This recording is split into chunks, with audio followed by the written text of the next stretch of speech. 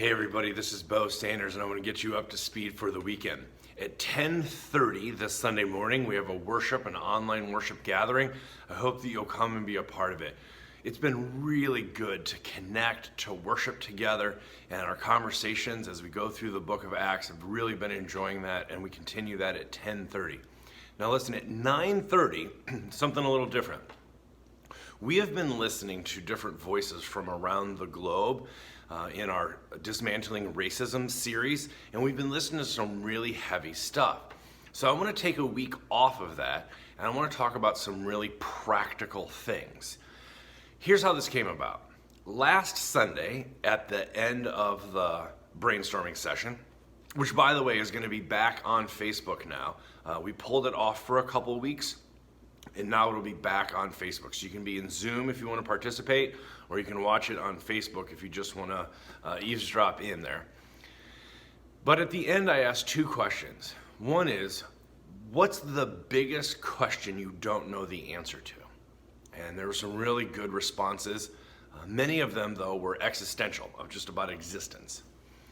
And they weren't very practical, which is fine, except that the video we had just watched was about racial justice, and it was a very practical concern.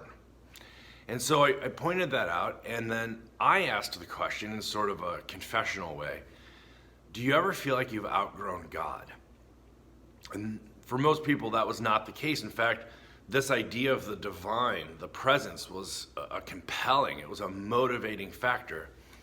And I just admitted that sometimes I get in situations where I'll be sitting with other Methodist ministers or even in our Sunday school class, and we'll be talking about something like this video that we watched on racial justice, and the person will bring God into it.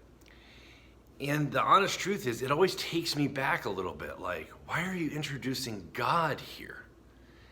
And I realized that for all of my work and all my academic studies and all of my experiences, I struggle to figure out where God fits in. And so I've noticed that part of my problem is that words that start with RE tend to dominate every conversation about justice. So whether it's repentance or reconciliation or even reparations, restoration, I struggle with RE words because they seem flat to me. They don't seem compelling. They don't have any traction. And so I want to propose something different. And I want to talk about what justice looks like on the ground. I can't figure out, when people talk about social justice, I always say, what kind of justice isn't social?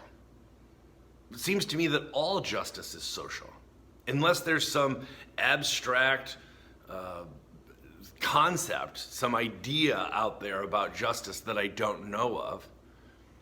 It seems to me that all justice is social. So I want to talk about what that looks like. If justice is social justice, then what does it really look like on the ground? And I want to propose something I think that's preferable to RE words. And so we're going to talk it through. It's going to be a really good time. I hope that you'll tune in 9:30, the same Zoom room as our online worship gatherings.